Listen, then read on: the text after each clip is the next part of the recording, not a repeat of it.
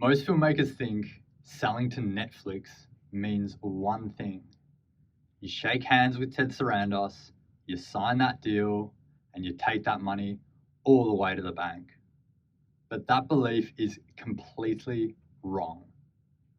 There are three different ways that you will actually get your film onto Netflix, and they all pay very differently. And only one of them actually looks like the fantasy that most filmmakers are chasing. So once you understand this, you're going to stop chasing the wrong deal with Netflix and start making much smarter deals, not just with streamers like Netflix, but across your entire rights on your film. If you don't know who I am, my name is Alexi Uzas. I'm a feature film producer. I've produced and EP'd over 12 features and helped over 100 filmmakers on their journey to making feature films. So the core myth that I want to explore in this video is what Netflix bought my film actually means.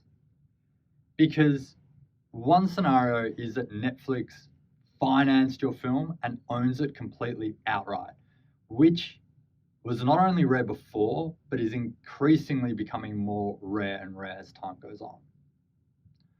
The other scenario is that Netflix licensed your film from someone else. And that is a much more common scenario. And both of those have very different outcomes. So let's talk about the three different ways. So number one, Netflix commissions your film, pays 100% of it and owns it outright.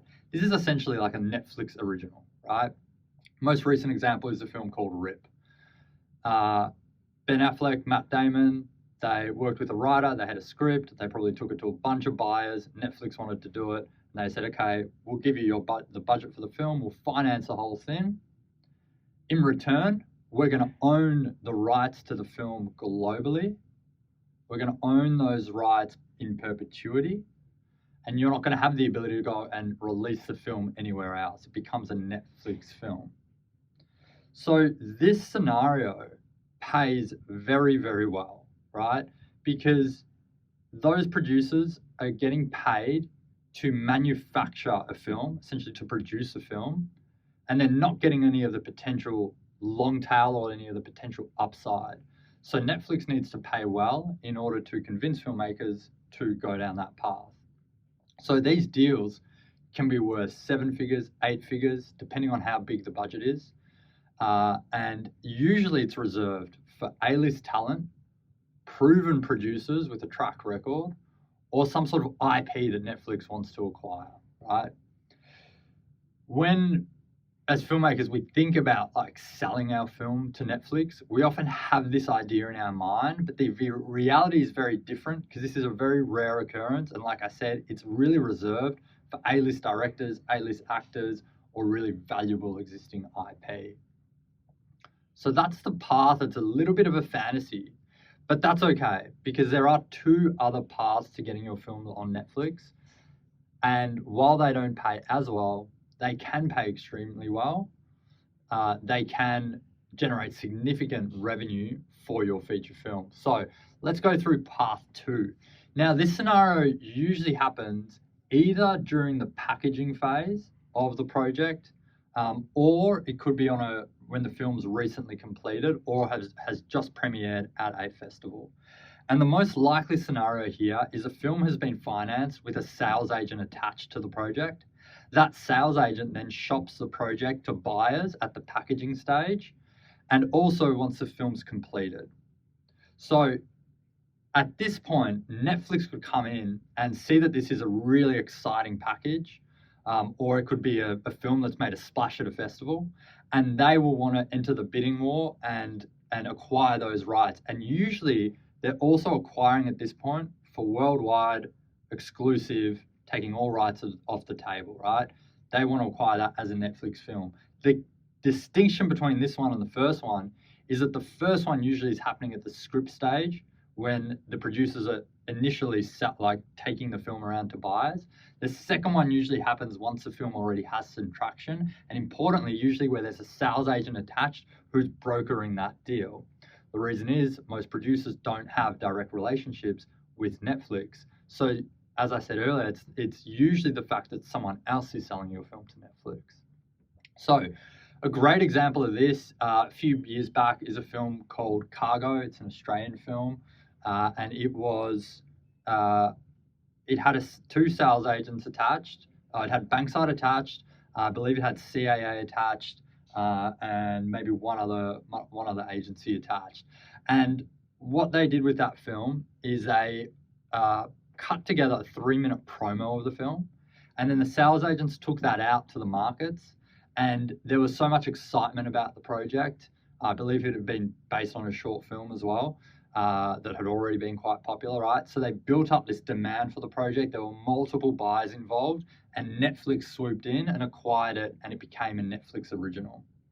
So that's how that can happen. Now, in that case, so the deal for that was reported to be in the 7 figures, right? So it's a large acquisition. But what you need to keep in mind here is with that large acquisition, the sales agent is going to recoup their costs and their commission. Any investors are going to recoup their position, usually at a premium of around 20%. And then the producers are going to be paid after that. And they're usually going to split that 50-50 with any investors. So in that scenario, the windfall or the payment likely isn't going to be as big as Path 1, but it's still a 7-figure deal. I don't know what the budget of that film was, but that could still end up being a really good windfall for producers. So it's a great path to go down as an independent producer, right? Because Path 1, you're usually not going to get there as an independent producer or filmmaker. Path 2, if you can get a sales agent attached, you can package the film well, if you can generate some excitement about it, whether it's during the packaging phase, or maybe it gets into a major festival and then generates buzz, that's where you can get that really big sale at the end. And there's going to be some sort of bidding war that drives that price up. So number 3 is actually the reality for most indies. And what this looks like is instead of licensing the film to Netflix like globally and for taking all the rights off the table, Netflix has offices in many territories at the moment, the majority of the territories that they operate in. And so in that territory, there will be a local team and there will be a local acquisitions, either person or department. And it's their job to acquire local content for the local streamer. So what do I mean by this? Well, Netflix Australia, for example, or Netflix ANZ, has a local office. They acquire Australian films, but those films only sit in Australia and New Zealand. They're not broadcast to all the different territories. Now, the reason this happens is usually on an indie film, your international rights are held by multiple different distributors, right? If your sales agent, going back a step, hasn't been able to do that big deal with Netflix, the next thing that they're going to do is sell the film individually to a distributor in each territory. And within that territory, those distributors are going to have relationships with Netflix, and Netflix is going to acquire the streaming rights only, right? So they're not taking cinema rights, they're not taking the other VOD rights, they're not taking airline rights, any of those other rights. So the distributor could release the film in cinemas, it could put it on premium TVOD, it could sell it to Netflix after that, and then it could put it on AVOD and release it in hotels, any other ancillaries, airlines, and what have you, right? So Netflix is just one piece of the total rights that exist in that territory. And so as a result, the payment that they make for that deal is going to be much lower than the other two versions. Usually it's in the 6-figure mark for territories that are outside North America. And for North America, it would probably push up closer to 7 figures, right?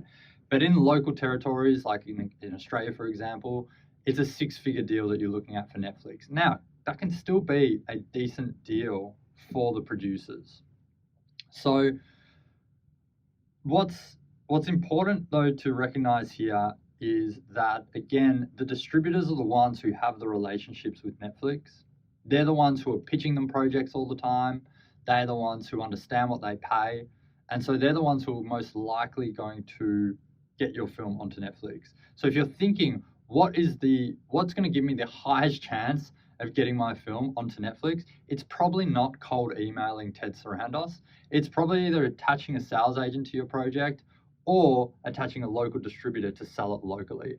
They're the two most likely paths and are going to give you the highest chance of your film actually ending up on Netflix. To this date, I've had 4 films sell to Netflix. Okay, 3 of those were completed films. 2 of them, the deal was done directly through a distributor. The third one, which I did recently, I did the deal directly. Now I have a distribution arm, right? So that's how I have those relationships, because while it's not a big part of my business, I have an arm of the company that distributes films, right? So I was able to take that film to Netflix and do a deal directly with them. I was acting as an executive producer though on that film and distributor. So I wasn't the producers, I was doing the deal on behalf of the producers.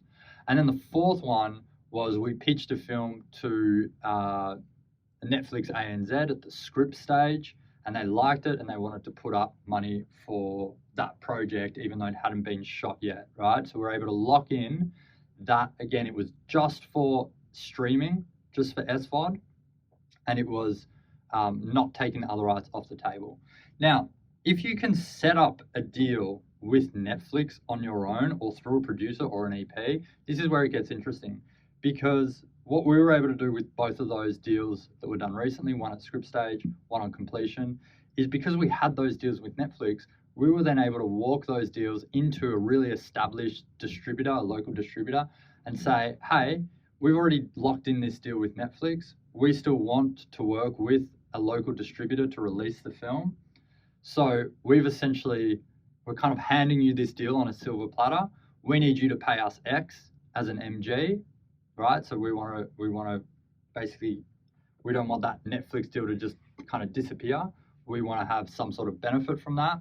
And then you can work out a really good deal between you and the distributor, and that Netflix deal then gets absorbed by the distribution deal.